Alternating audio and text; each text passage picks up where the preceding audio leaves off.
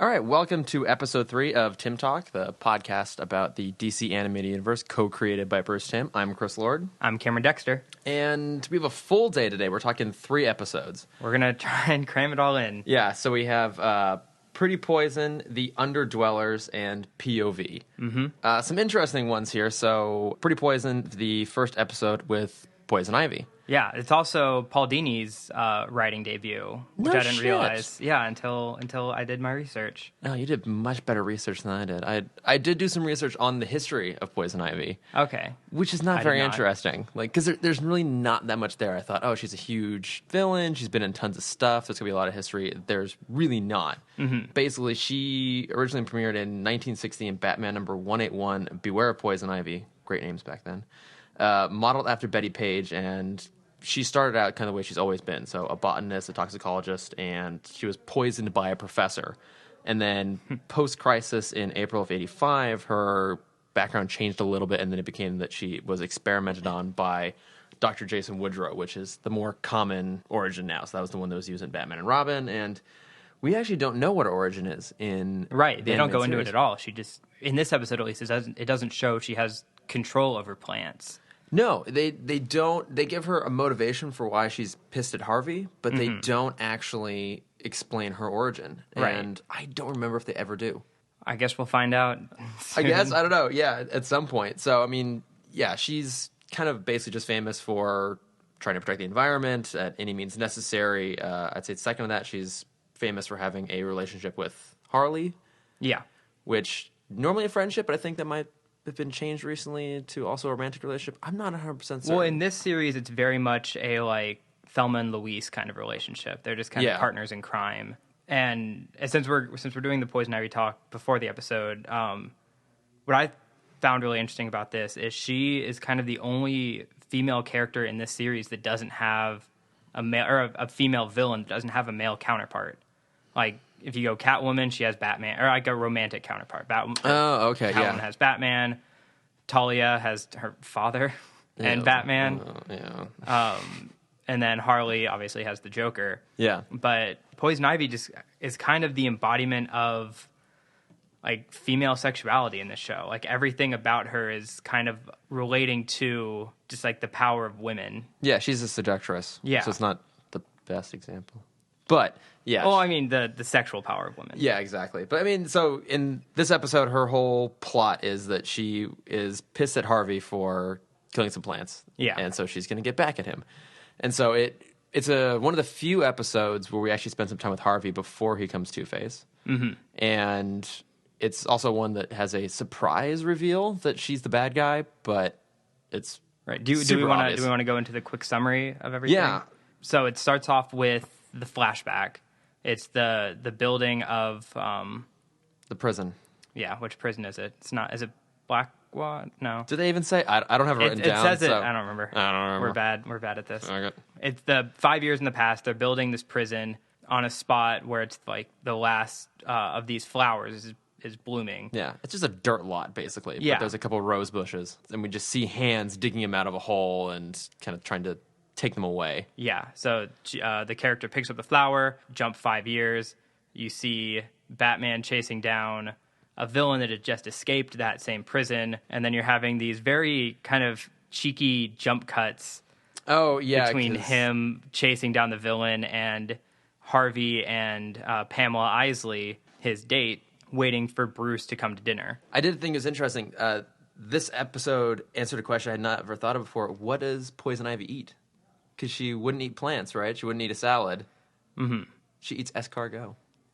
That's good. Snails, yeah. Yeah, well, it's perfect, right? She eats the one thing that destroys plants. I didn't even think about that. Yeah, I never thought about that. From like, wait, what did she order? Because like, it's like, oh, maybe she just eats a shitload of steak. I don't know, but loves those snails. But yeah, so they have this cross-cutting back and forth between the two, and it's all puns. I wrote some of them down here because they're amusing. They're not great, but they're amusing. It's like, yeah, Bruce probably got hung up on business as he's dangling from the helicopter, and he hangs out with a rough crowd, and he knows how to get his kicks.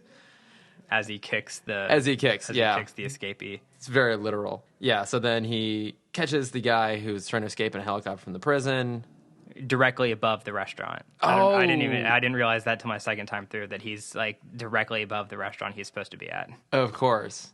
You'd think he would have planned that out better, because then he drives all the way back to the Batcave, changes. Does he go back to the Batcave? I just assume he has a suit in his car at all times. You think that'd be the much smarter way to go, because he always has a bat suit stashed away in his normal car, but apparently he doesn't have a normal suit stashed away in the Batmobile, because he drives all the way back to the Batcave, jumps out, changes.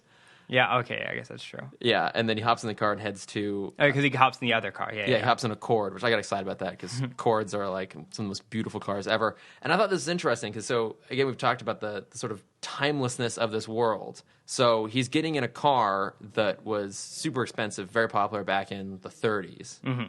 And he has a credit card. It's just kind of fun. And in a later episode, too, we get a chance to see his garage, and it's just filled with all, like, Studebakers and Cords and, like, all these old cars from the 30s. And so it's fun looking at those little world-building things they did to make it feel timeless. Yeah. So Bruce makes it to the restaurant just in time to pay the check. Yeah. He's a good guy. He's a good friend, Bruce. Yeah. What I found really interesting about this episode, and kind of these 3 episodes almost, like, it's really showing Bruce outside of Batman. Paul Dini is so good at writing the human side of Batman, and I'll go into that more when we're done summarizing everything. But yeah, you see, this episode focuses so much on Bruce, I feel like, and I think it's really interesting to see that. Yeah, it's nice. It's a nice change. Again, it shows why Batman's such a great character for serialized stuff rather than that movie, because you get more time with Bruce. But yeah, so Harvey gets poisoned. Well, first he decides he's going to propose to Pam. Yeah. After a week. Bruce is laughing at him. Harvey gets poisoned. I've had friends make stupider decisions. Harvey gets poisoned, falls face first into his chocolate mousse. Yep. Gets rushed to the hospital. We get a lot of very cliche hospital jargon. Just on loop, basically, the doctor saying the exact same shit over and over again. And then... he does Bruce detective work. And so he steals the blood sample. Yeah. Which I think is really interesting because, Batman's all about stopping illegal things from happening. Couldn't Batman have just gone in and asked for the blood sample instead of stealing it? I mean, this is a race against the clock. His best friend is dying in a hospital. He's got to get it now. I understand that, but through becoming Batman, Bruce has become kind of his own illegal figure. But whatever. It's absolutely true. He does just kind of he does whatever he wants. He sees himself as so far above the law because he is Batman. Yeah, and he's also a better medical expert than anyone. Than any doctors. Yeah. Well, he's got that bitching computer, so that helps. The only computer, apparently. Yeah, the only computer in this entire world, and he just keeps it stashed away. Bruce is an asshole. Why doesn't he share this stuff with the hospital? He wouldn't have to do half the stuff he did if he just shared his tech. Yeah, that's why he's ruining the Wayne name. God, what a dick. But he does steal it. Yeah, he steals the blood sample, figures out the derivative of the poison is this extinct flower, and then conveniently, as he sees that, there's a commercial that comes on for... Right? Isn't this the Pamela Isley perfume? No, he looks her up. Oh, okay. Yeah, he looks her up on his bitching computer. On the singular computer. And then it's the commercial for Pamela Isley's perfume, because the tagline is, "It's so deadly." Was there a commercial? There was definitely a video for it. Okay. I've completely forgotten. I just imagined it as a commercial. There's a commercial or video. I forgot that part entirely. I don't know if I even wrote that down in my slightly indecipherable notes. But, yeah, I mean, all the way through, it's made it perfectly obvious who the character is. Right. But they do nice little touches of, visually tying it all together. It's like, oh, yeah, they're at the Rose Cafe, and then it cuts back to the actual Rose itself, and then it cuts to, a picture of it, and the Rose just keeps popping up. Works pretty well. But, yeah, so he goes from there to the Botanical Gardens, right? Where we find a little shed that Poison Ivy lives out of. Yeah, I don't know. But she did decide to go and change out of her gardening clothes into her Poison Ivy outfit. Without even knowing Batman was there. So she just does that for fun, I guess. I get it. I change at night, too. Something a little more comfortable. Yeah. Mine also has a wrist crossbow on it, so I get where she's coming from. It's important to stay safe at night. It really especially is. in Gotham. Yeah, especially in Gotham, especially at the Botanical Gardens. You never know who's going to show up. In this case, it's Batman. Yeah. And what is the first thing he does? He gets attacked by the Venus flytrap. Oh, no. He falls through a trap door in the ground first. Oh, right. But he swings his way out on what is revealed to be a man-eating vine. That's part of a Venus flytrap.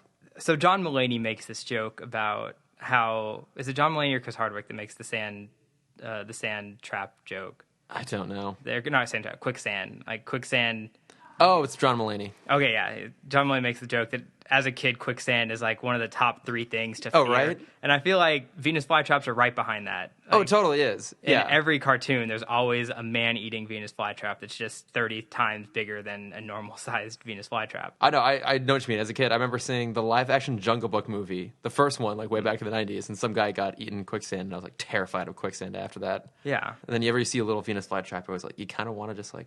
You just want to poke it. You want to poke it. Do you think it's because of Little Shop of Horrors that became such a big trend? That and probably Mario. Yeah, I guess Mario. But here we have another one, ready to eat Batman. Yeah. And, so that's how he's incapacitated this episode. First time he's incapacitated this episode is by a Venus flytrap. I'll say reasonable.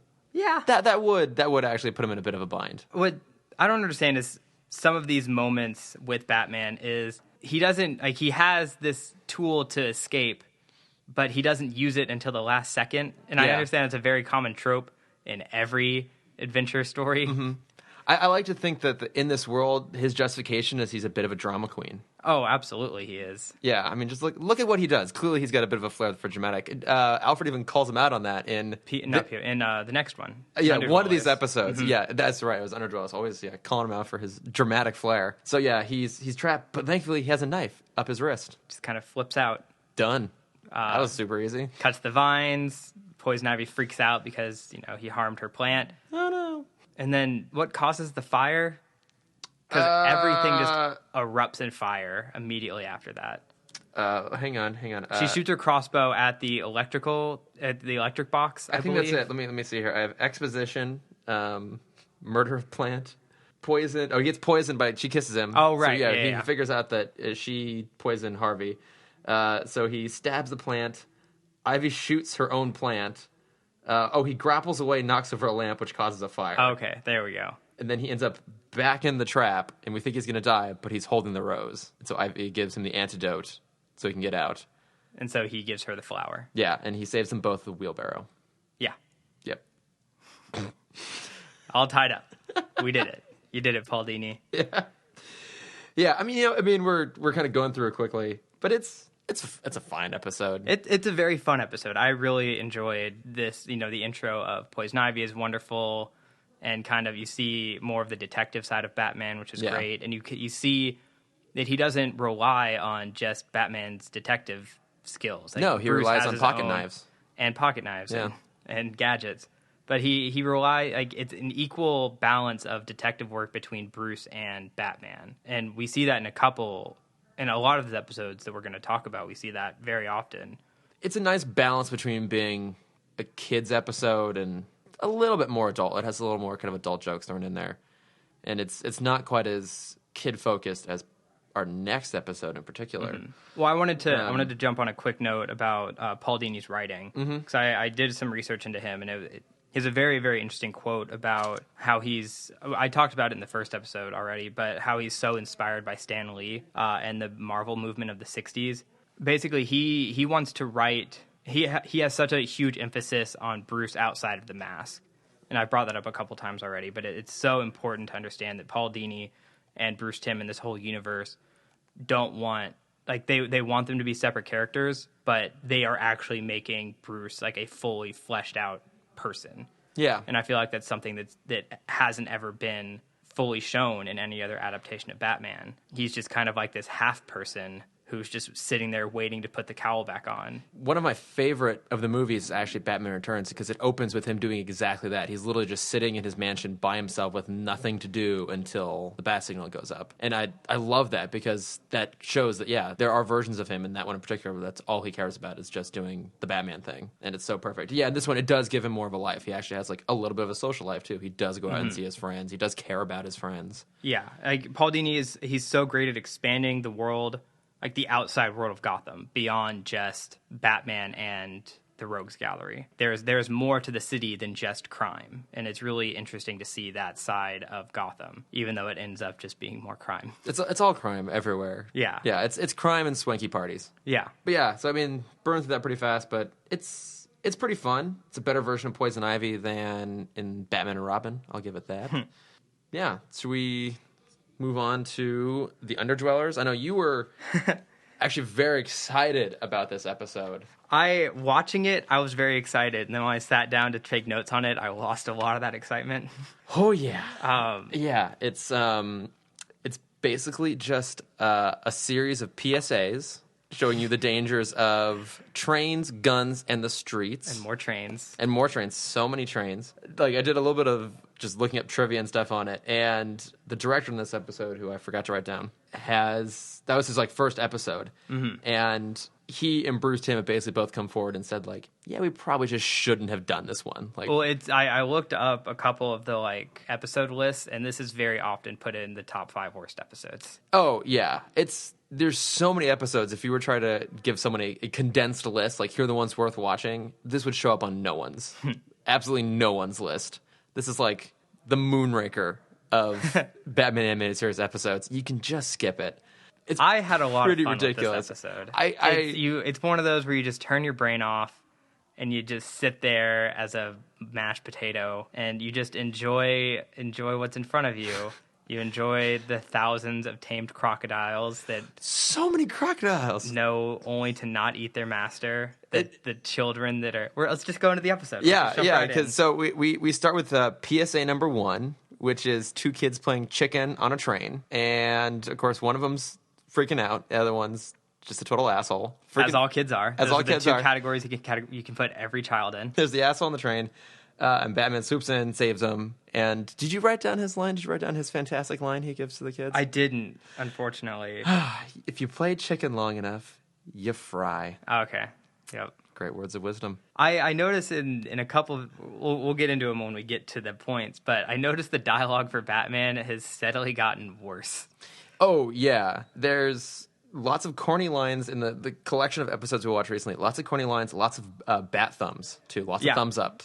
And a lot of bat one-liners, which are just... Oof, they don't work. I mean, I'd take the one-liners over the PSAs. That's true. Oh, God. The way I see this episode is it was like Warner Brothers approached Bruce Timm and was like, okay, these are the concerns that adults have with children. Can you have an episode for each of these points? He's like, no, I got this. We're just going to put all of them in one episode. He's even Don't play chicken on trains. Yeah. Don't give kids guns. Don't follow an orphan into the sewers because he will make clothes and be a miner underground, I guess. Yeah, it was weird. Like, in particular, that opening thing, like, they've even said, like, there's really no reason for it to be in the episode. Like, they just kind of put it in there because they were trying to do PSA-style things. Like, yeah, we should have cut it. They basically like, we should have cut the whole episode because none of it makes sense. But, so after the train... It's a jump cut to a random street in Gotham. And there's a child who is referenced as a leprechaun. Who would think a kid's going to steal something? It has to be a mythological Irish creature. Yeah, little old lady gets her purse stolen, thinks it's a leprechaun. We get a corny little moment where the cop's like, leprechauns in this city, and then Batman, like... pops up. One of the few times he decides to just run around in the middle of the street instead of on the rooftops. Exactly. I even wrote that down, of this little kid is the only person who's ever able to escape Batman just by running, and mainly because the coincidence on the street is it's a completely barren street minus pedestrians, and they go one alley over, and then it's just packed cars. And then Batman is like, gives up on being stealthy. He's like, no, I'm just going to be like a cop, because that works out so well in Gotham. Mm-hmm. And then the second when the cops actually show up, he's like, they got this covered. I'm going to go away. Yeah, I'm going to go home. I'm good. Yeah, so then he goes back to the Batcave. We know it's the Batcave because there's a shitload of bats flying in front of the screen. Yep. And we're back. And he makes a comment about seeing a leprechaun to Alfred. He just kind of lets it go at that point, right? Because then it goes back to the sewers, and we see where the little kid, the leprechaun, goes back down, and we meet the sewer king. Well, I want to talk about that moment with Alfred really quick, because I think, I look really deep into everything Alfred says. I think he's do. I love my Alfred moments. He's talking about, like, I think you're going crazy. And he's like, no, I'm not crazy. And then he's pushing for, like, him to take a break. Like, you've been Batman for a while, and you've been Bruce for a while. Let's go on a vacation. And I think this moment was very, very interesting, because, Alfred is pitching these ideas, like, oh, go golf. He's like, that's boring. Oh, go to the beach and play golf. He's like, that's boring. He's like, okay, well, what do you want to do? He's like, oh, I'm just going to put the cowl back on. And I think that shows, like, there's more motivation in the show for Batman besides just his parents dying. Like, he's so bored of Bruce that this is his escape. Okay, yeah. That's a really good point. I kind of glossed over that moment because the rest of it's so ridiculous. But you're right, that actually is a good little character moment they found in an otherwise episode. Always saved by Alfred. Always saved by Alfred. So then it jump cuts to we're in the sewer, the sweatshop sewer. What are they doing down there? They're just some of them are sewing, some of them they were using farm equipment, so either they're farming or I think they were mining just in a sewer. What do you think the Sewer King's plan here is? So he lives in the sewer. We'll just give that to him. Yeah. And he finds children. Again, we just give that. What's the point? I think he's looking for crocodile eggs. That actually makes a shitload of sense. And he's been successful at it because we see later he has an army of trained crocodiles at his disposal. Yeah, because later on he makes a comment about how he found these kids, he gave them a home, he gave them food, he's teaching them a skill set, but he never lets them leave. So what are they going to do with that skill set? Is he going to sell the clothes to the people of Gotham, like these random sewer handmade? I don't know. Well, isn't this kind of like a poor man's telling of? Isn't it Oliver Twist? Yeah, it's the same story. Yeah, it's basically just a riff on Oliver Twist, which I haven't read. Sorry, Dickens, but yeah, I don't know what he intends to do with it, but he thinks he's doing the right thing somehow. But they're not allowed to make a sound. The whole episode feels like it's basically just flat out pandering to kids. It's like, here are kids who are put in this really rough situation. Feel bad for them. This is what happens if you run away. Yeah, exactly. This happens if you run away. Like, the villain says, like, oh, kids should be seen and not heard, like the classic trope. Sure, I heard at some point in my childhood. So moving along here, like, we'll see a kid later at Wayne Manor and how he behaves. It's like, it's all the leprechaun. The leprechaun, all fantasy come true. So, what are my notes here? Jesus, what happens? So the kid he hits himself with the hoe. Yeah, the hoe. And he screams, as kids do when they injure themselves. Sewer King makes a huge scene about it, throws the kid in the light box. I guess that's the equivalent of a hot box in prison. Yeah, I think they were... It's just a room of lights. Yeah, it's just a really bright room. I think they were really limited by what broadcast standards and practices would let them do. That's true. I think they wanted it to be darker and they wanted it to be a little more twisted, but they were like, no, you can't do that. So yeah, the punishment is the light box. So while that kid is thrown in the light box, the leprechaun, whose name is, do you know his name? I don't know, I'm taking water here, go ahead. His name is Frog.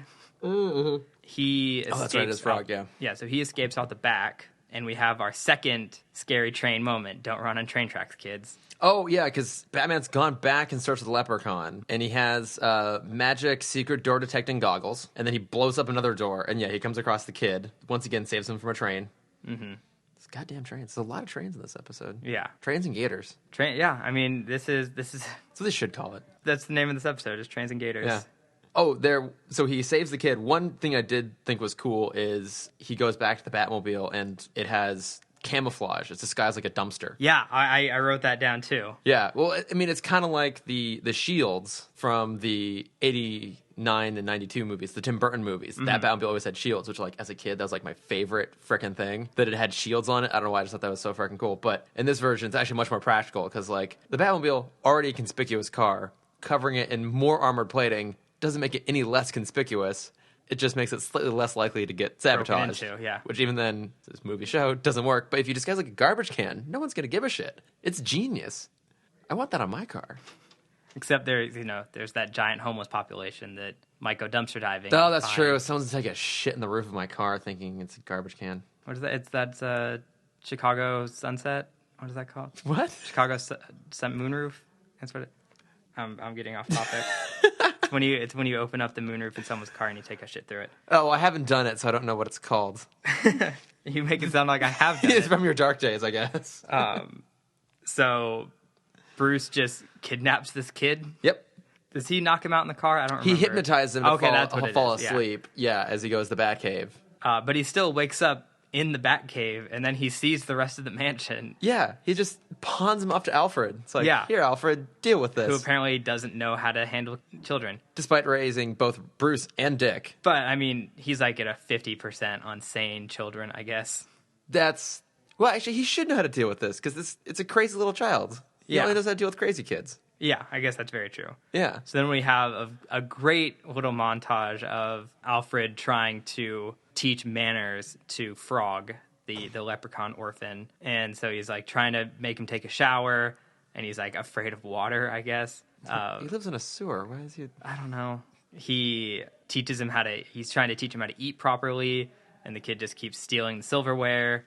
And then he's trying to teach him how to clean dishes, and same thing, he's just stealing all the dishes. He's riding the serving tray down the staircase. And yeah. It's, again, it feels like the writer's like, oh, what would a kid do? Like a kid who hadn't been taught manners, as it were. What would a kid do like that in a mansion? Well, that's another, like, I feel like that was a huge trope in 93. Because we also had Richie Rich come out around the same time, and he does a very similar thing. We had Blank Check come out at the same time, and he does a very similar thing. That was just like, kids like to ride down the stairs and stuff. That's true, yeah. Home Alone, ride the sled down the stairs. Man, I love all those movies. Yeah. I mean, this was just a very condensed version of those movies. Should we do a spin-off podcast, sliding down stair talk? Yep. Just those 4 movies. Just those 4 movies. It'll be a quick series, but it'll be worth it. So while Alfred is taking care of the kid, no, I guess it's after he's taking care of the kid, Bruce comes back. Oh, no, he's going into the gun closet. Oh, yeah, the gun room. Yeah, the gun room. And so he pulls a Bruce gun. Wayne, whose parents were shot and killed as a child, has a room filled with guns. Yeah. But not loaded guns. That's what's important. No, of course not. It's not. It's like a blunderbuss. Yeah, too. That's exactly what it is. Yeah. And so he pulls it out and pulls it on the frog pulls the gun on Alfred, and Bruce comes in and gives another great PSA. It's just like, don't give guns to kids. Yeah, a great message. A stern but brief lecture on gun control, and then he takes the kid back to the sewers. As I would too. Yeah. Just drop him off and let him do his thing. Did he do any detective work during that whole thing? Nope. What the fuck was he doing? He's probably laughing at Alfred. No, he was. That's right. He was sitting in the cave, like, watching the video, laughing at him. Yeah. What a dick. That's what Alfred gets for calling him weird. I get. So he takes the kid back to the sewer. The kid shows him where the sewer king is, pulls down the giant bell. Oh yeah. They find the kids, and Batman like gets super pissed and starts taking photos as like evidence to show the police like what's the horrible conditions these kids are in. Yeah, and he pulls down the dude's bell, and then the first great fight scene. Sewer King comes out with 2 giant crocodiles. Did you ever see The Rescuers? I haven't. You like Mr. Disney have never seen. All right, let's stick to the topic. The Rescuers. It's relevant. It is relevant because in The Rescuers, the main villain, the first one, she's the same thing. She has 2 like pet crocodiles on leashes, and it's almost like the exact same shot they redid in the show. Mm-hmm. Go watch The Rescuers, man. It's good shit. I will. God, get off my back. So he takes the 2 crocodiles, and probably my favorite moment of the episode is how Batman stops one of the crocodiles by just holding his mouth open, and then he just passes out. Yeah. Did he kill that croc? I think so. Yeah, I think he because he forces his mouth open and then the croc's eyes go wide and he slumps down. I think he killed that thing. Yeah. Well, good thing Poison Ivy wasn't around. Yeah, right? No, she'd be totally cool with that. Yeah. It's a good thing Killer Croc wasn't around. There we go. Yeah, because he's a croc killer. Got it.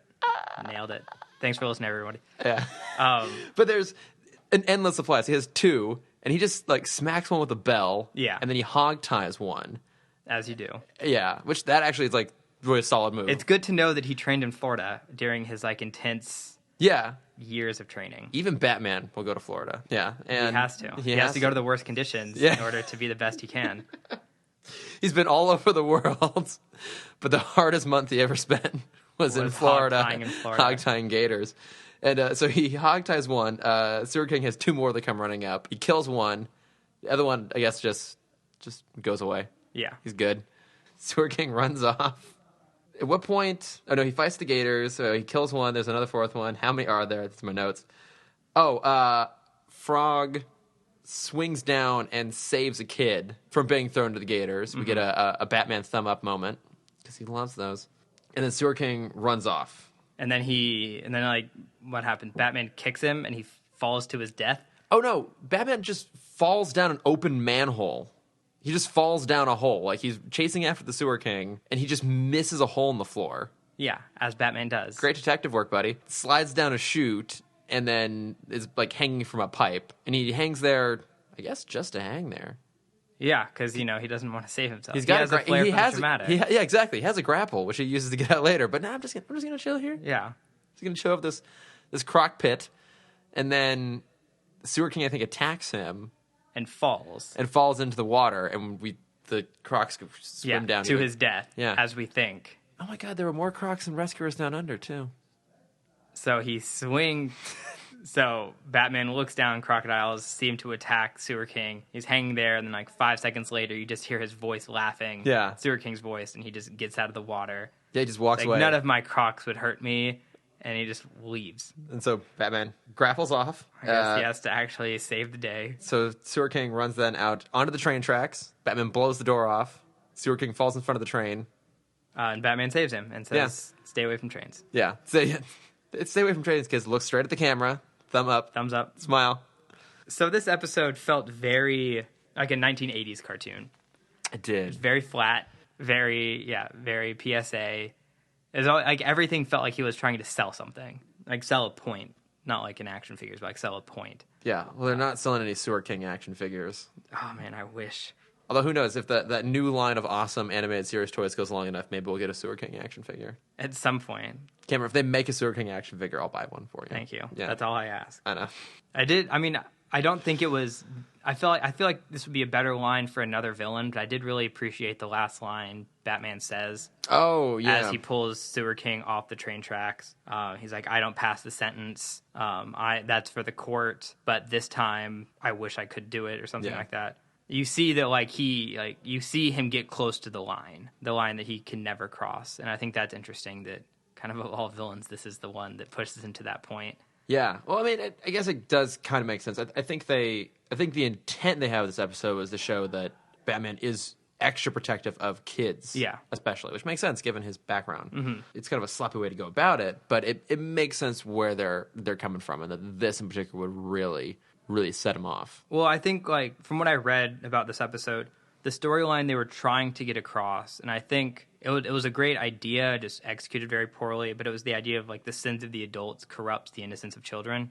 Heady. Yeah, just not done very well. Just not done very well. But it's okay, because the kids come out, and for the first time ever, Frog is happy to see the light. Takes off his Ray-Bans. Yeah, just a metaphor to the face right there. And off they go into what I'm sure is a horribly broken orphan foster care system in Gotham City. Bruce builds his own orphanage, right? Does he? I don't think. I mean, in the Batman universe, he has an orphanage named after him. Yeah, and I like to think it was right after this episode that he's like, "I'm going to build an orphanage." I'm going to go build an orphanage. But that's us just speculating. Maybe Bruce isn't always such a dick. Yeah. No, he probably is. So yeah, that's the Underdwellers. Made it. Classic episode. I enjoyed that episode. I thought it was a very stupidly fun it was cartoon. It's kind of a weird way. It's nice to almost have like a kind of bad episode. It really makes you appreciate the good episodes, I think. Yeah.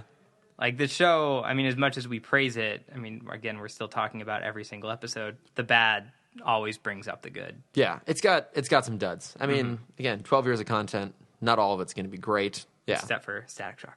Of course, yeah, there's no bad episodes of Static Shock. Not a single one. So, yeah, so now we're on to episode 7, P.O.V, which I think I remember this episode being better than it actually was, although it's not necessarily bad. I thought it was a cool storytelling method that we hadn't, because it was the first time it kind of went off from the normal. It is a nice departure. I mean, in essence, it's the structure of Roshomon without the dark themes. Right. Yeah, why don't you set us up for the episode? What's happening in the beginning here? So the episode opens with Officer Montoya and Wilkes, right?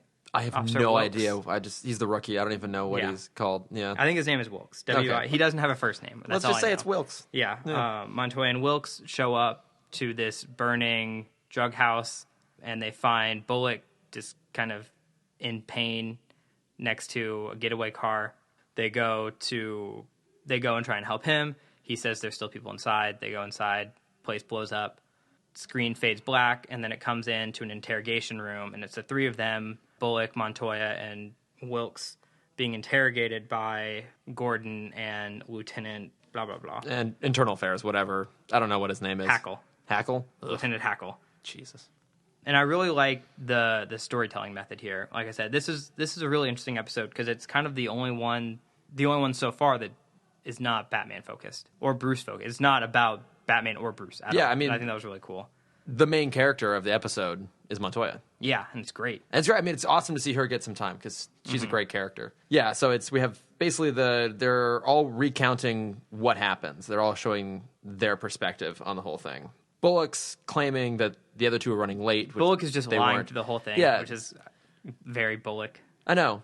Such an asshole. He's So, Bullock's story is he shows up to the scene.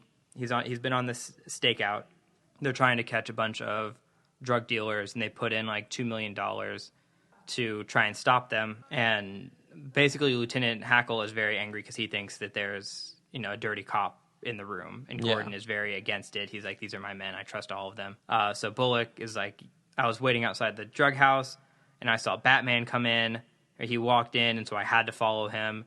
And then Batman made this noise that got the attention of the drug dealers, and there was just a gunfight going on. You're giving me this look like I'm making all this up. No. I am listening to you. I'm trying to decipher my own notes. Okay. So just keep going. This might take a while. Fuck does that say? And then Bullock has to try and stop Batman while stopping the drug dealers. The drug dealers beat Batman up. He saves him. The building catches on fire, and he barely makes it out with Batman barely alive. Yeah. That's his version of the story. And while he's telling it, you see the actual story going on, which is basically all that except Batman wasn't there. Yeah, like I mentioned earlier, it has the structure of Roshomon. Each one's telling a story, but with Roshomon, whatever they're saying is also playing out on screen. Here, it's a deliberate visual audio contradictory. So Bullock's saying like, oh yeah, there was a loud noise. It must have been Batman. It's him kicking a can. Yeah. Right. It's like, oh, Batman got incapacitated. I had to save him. It's the other way around. So we know just from watching it that he's lying. I was trying to figure out do you remember what the first commercial break was for the episode? My note seems to say no penned, and that's not a word. So I don't know what happened at the first commercial Notepad? break. No, I don't. I don't remember. I don't really look for the commercial break. Yeah, I always try and watch them because usually that's when Batman's in peril, and you know that I have an obsession with all the different ways that Batman gets in peril. I don't think he is. Oh, no peril. That's what it says. Oh, there we go. Because I think it's after that story is when it just... Yeah, I think it goes to a break. Yeah, they're inside what is... It seems like all of Gotham City is super flammable. Yeah, it is. It's all built out of wood. It's just... That warehouse goes up quick. Mm-hmm. Real quick. Yeah, pretty much we see Bullock's line through the whole thing. Mm-hmm. He basically messed everything up. As he does. As he does. Yeah, and he's trying to save his own ass. So then we come out of that, and then it's the rookie's story, which is kind of fun because I love his telling of Batman. Yeah. It's cool to see how the people of this world see him as this kind of supernatural creature. Like, we know Batman and all of his gadgets and devices and how he fights crime, but for the people who don't know everything that's in his utility belt, they probably do see it as magic. He throws jet black bat-shaped shurikens in dark alleys. Like the rookie goes in this alley chasing after two of the drug dealers, and Batman shows up. And the way he describes it is he shoots sparks out of his fingertips, and he... Oh yeah, when he throws the spike balls to stop the car. Stop the getaway truck that the police officer is going to get run over by because he doesn't know how to run laterally. No one does. No. Yeah. So he shoots sparks out of his fingertips. He can shoot rays of light out of his hand. That's when he, shoots the electricity. Oh, yeah. He grapples the door and zaps it? Yeah. Zaps it off, I guess. Yeah. Well. And then my favorite is he says he knocks villains out by just swiping his hand. Oh, yeah. So we know it as him throwing the batarang. But that makes sense. Like, you can't see him throwing anything. And you just see his hand swipe, and then a couple seconds later, either a gun gets hit out of someone's hand or they just collapse. And like, I never thought about looking at Batman that way, and it was a very cool interpretation of him. Well, and it's fun too because from a storytelling perspective, it justifies the use of a narrator, right? Because a narrator is only interesting if there's some sort of contrast between what the narrator is saying and what's happening on screen, and that happens with both Bullock and with the rookie, which makes it kind of fun. And they have such opposite attitudes for it too, and both are played kind of for laughs, just in a totally different way. One's at Bullock's expense, the other one's kind of not really at the rookie's expense, but again, like, yeah, here is how an outsider would see everything that Batman does. But because of this supernatural way of telling the story, Hackle doesn't believe the rookie at all. Yeah, well, I wouldn't either. Yeah. So then it's Montoya's story, and that's just very straightforward and normal. She runs back into the warehouse because there's one person left. Batman shows up to save her, and then the building collapses on top of Batman as he pushes her to escape. Yeah, they kind of like, he saves her, and then I think she kind of saves him, and then he saves her again, and yeah, then he's buried alive under debris. And we get a commercial break. Batman's incapacitated by falling debris. I think that's good enough to stop Batman. I think so. An entire building. I'll give him that one. A wooden warehouse. Yet another flammable warehouse collapses on top of him. It's totally fine. So then we come out of that, and then we're back at the interrogation. And again, IA guy doesn't believe any of them. And no one's Hackle suspends all of them. Yeah, because no one's giving a straight answer because Bullock's not telling the truth. Yeah, so he suspends them all. Montoya goes off on her own. She's on the train. And over the course of the whole sting operation, they had heard two things. The rookie had heard someone say something about Doc. They think it's a doctor. And Montoya had heard someone say something like half-cocked. She's trying to figure it all out. Yeah. On the train, she realizes it's the docks. And then she conveniently sees, I think it's Halfcock Warehouse or something like that, or Halfcock Industries on the dock. So she figures it out, heads down to the dock. And what does she find down at the dock? She finds Batman dangling for his life. Yep. That utility belt has gotten super easy to take off. Well, I did appreciate that his safety feature isn't taking the belt off. It's if you're trying to open something. Oh, yeah. It had the countermeasure that sprays the pink goo all over him. Yeah, Batman's just hanging there, and he was just waiting for them to point out where the boss was. And then what does he pull out? I don't remember. His trusty pocket knife stashed away in his wrist. Yep, cuts the rope. I will at least give them, the writers and Batman too, credit that in this situation, it was deliberate on his part to kind of get captured. Yeah, and that he wasn't just hanging there for no good reason, but he was waiting. So then he escapes, fights ensue, people get thrown off the pier into water. You have to. Montoya saves bats, fight, gunfire, grapple. There's a crane, right? Montoya takes over the crane. Yeah. And she grabs the boss like a giant claw machine. Yep. I appreciate that. I always appreciate a good claw machine joke. Love a good claw machine. There's a whole bunch of henchmen, and they keep getting knocked into the water. One finally gets up, hops on a forklift, and is barreling towards Batman, who jumps on board, disables the henchman, drives the forklift off the pier into the boat the boss is escaping off of, sinking the boat. Because he's that good. He's that good. He's the Batman. He's the Batman. But now there's also a sunken boat in the middle of Gotham Harbor, which I imagine is kind of busy.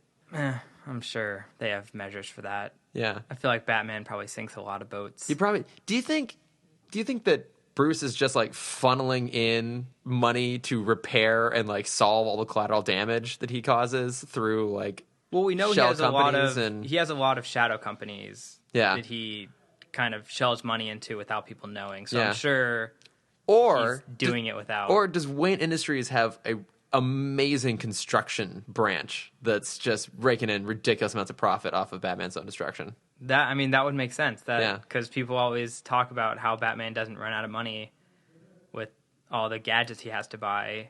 He's got to fund his habit somehow. Yeah. Yeah, just by destroying Gotham, rebuilding it. Man. It's the equivalent of what's the Marvel series where it's just about the cleanup crew? Damage control. Yeah, his damage control is just Wayne construction. But hey, maybe he helps employ like ex-cons in his construction company. He's a philanthropist. Escaping. He's building. No, here's what happens. He built Arkham in the first place. Mm-hmm. He deliberately built it weak so that the villains could escape, so he has something to do. And then his company goes back and repairs the damage and does a poor job so they can still keep getting out. It's just a vicious loop. But he's got to do something. He's not going to go play golf, right? He's not going to go on vacation. Right. He's got to do something to keep himself busy. Exactly. Wow. What a dick. That's what we've learned this week, everyone. Yeah, across the 3 episodes, we've learned that Batman's a real asshole. Yeah. But he's a good friend to Harvey. That's true. He is a good friend to Harvey. Wait, is he? Yeah, he saved his life. That's true. He did save his life. At this point he in didn't the try series. And sleep with his fiancée. Which is different from every movie. Okay, no, I'll give you that. He's a good friend to Harvey, and that's about it. Yeah. And that's not going to last very long. Yeah, so they capture the villains. Everyone gets their badges back. Mm-hmm. Everything's happy. I did read that on this episode, the original script also had flashbacks in it that kind of more fleshed out Bullock and Montoya, so that like Bullock's flashbacks were him like back in school, like getting criticized for not being a team player. Okay. And then from Montoya, that as a kid, like her family, whatever, her parents kept calling her a liar. It's like there's one, having read that and then rewatching it recently, there's a scene where Gordon and the internal affairs guy are arguing back and forth about who's a liar. And so you just see it's all on Montoya's face. So they keep saying liar back and forth. So there was clearly more there that kind of fleshed out. But yeah, I mean, I did very much appreciate this episode brought Montoya to kind of supporting character status in this show. I can never remember the timing of it. She was created for the show, right? And then I think she was a small character in the comics, but they made her a prominent figure in the police force. Yeah, I was reading up on it. It was a little hard to tell. I think she was created for the show, but she happened to actually appear in the comics first, just by happenstance, and then she made it into the show because obviously she later on became a pretty big character, like during like the No Man's Land run, sometime in the 90s. She stayed behind the city and gets captured by Two-Face, and that sets up a whole thing. And then later on, he outs her as a lesbian, and that's a big thing because then she dates Batwoman for a while, and she becomes a question. And she's been a really big character through a lot of DC. And I think now she's just back to being a cop on the GCPD. I think maybe Bullock's partner. I'm not quite sure. Yeah, I don't know where she's at now. But she has a very, very interesting history that I really enjoy. Yeah, and we get a lot of her throughout the rest of the show at various points. So I think that covers those 3 episodes. Do you have any other thoughts on these 3 gems? Not really. We blew through all of them. Yeah. A little surprised. Well, we did pick these 3 deliberately because they could all be done pretty quickly. Because you didn't like Underdwellers, and you just wanted to brush over it. I did. But I say nay. Hey, you know, I bet you when I go and review the audio and edit it, we spent the most time talking about Underdwellers. I hope we did. There you go. Who won in the end, Cameron? I always win. You always win. Damn it. Okay, well, that's it for this episode. So next week we're going to have... Next week we're back on 2. We're back to 2. And it's Forgotten. Forgotten, right. And then... which is very forgettable. It is, yeah. And Be a Clown. Be a Clown. It's a very, very interesting episode. Yeah. They're pretty solid. So yeah, that takes care of it. You know, we're at Timm Talk Pod on Instagram and Facebook and Twitter. Yeah, we have a Twitter. Yeah, we have a Twitter. Yeah, I don't know anything with it. But and then Cameron, we can find you. You can find me at Cameron Dexter on everything. Yeah, and I'm at Lordifer. Can't even say my own thing. And thank you to Olga Desatnik. Did I get it right? Yes. For being our audio engineer. We're recording down here at the podcast booth at the Nerdist School, so go check out nerdistschool.com. See you next week.